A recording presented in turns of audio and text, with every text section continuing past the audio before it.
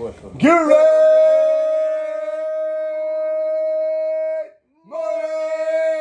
holy brother.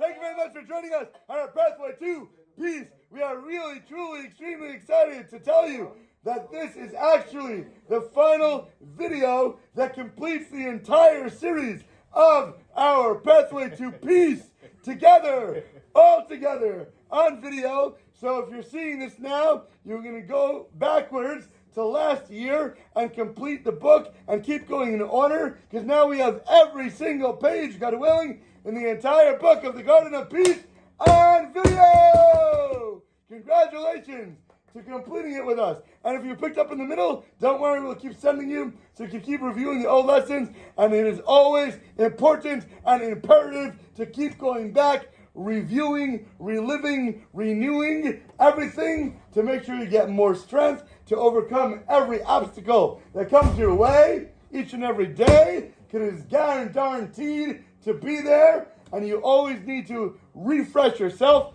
and give yourself more inspiration and more power. So keep going, keep learning, and keep living all of the lessons. And the next book will be a Shalom Bayishir. All right. So today's lesson on our pathway to peace in the Garden of Peace is called Conflicted Carpets. Here we go. Rolling out the red carpets. A man who performs all kinds of loving kindness outside the home, but forgets about inside the home. His wife inside the home faces a very difficult, dark, deep challenge in his own eyes and in the eyes of almost everyone that knows him. He's truly a generous, giving person. He's respected and he's honored in his community. Everybody loves him. They are happy to see him and want to be around him. He feels good about himself for all the kind acts that he does and for the positive feedback that he receives from all the people around him. And as the Talmud says, the world stands in the merit of all the good deeds. And when he comes home, he expects to get the same welcome, warmness, and royal respect treatment from his wife. He knows about all the good that he does, and he thinks that he is amazing, and she should be grateful to be married to such a kind, thoughtful, and well-liked holy husband. But the reality greets him in a very different way. His wife is full of anguish and anger and deep down disdain and cruel complaints against him. She doesn't honor him in the slightest bit at all, and his status outside the home doesn't impress her in the least. Her complaints are totally justified. She should be the number one, first, top priority in his world, but she isn't. He spends his whole day doing favors for you, for him, for them, for everybody else, but not for her. And she doesn't understand why she is coming last in place while she's the bottom of the totem pole on his last list of priorities. Why is she less important than everybody else?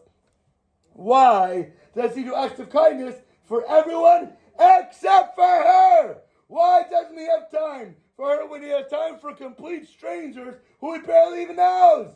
Having learned the chapter of making her first place and the number one top priority, one readily understands the massive mistake that such a husband is making.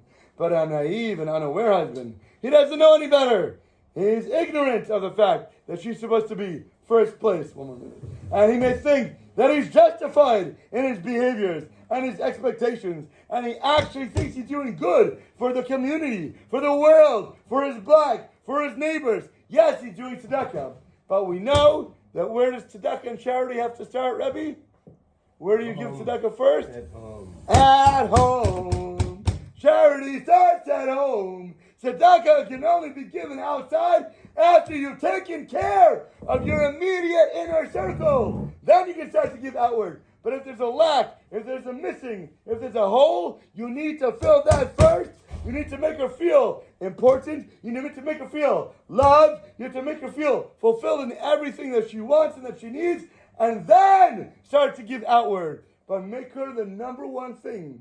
If you know she's taken care of, then we can move on. But if there's missing, if there's a lack of love, or if there's lack of importance, or you don't give her attention when she wants to talk to you all day, all night, yap, it's because she wants somebody to listen to her. She just wants to feel emotionally loved. She's not looking for answers. Don't try to tell her, oh, this is what you should have done. She doesn't want to hear it.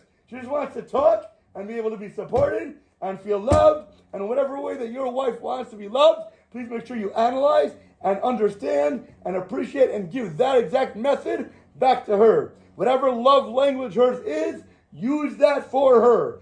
Take care of her in the way that she wants to so that you can be a better person, she can be a better wife, and everybody around you can benefit when you can give to others after you start in the right core place to be the best man, to have the best marriage, and to be the best person to give to the world, and then bring the coming of redemption speedily in our days. Amen.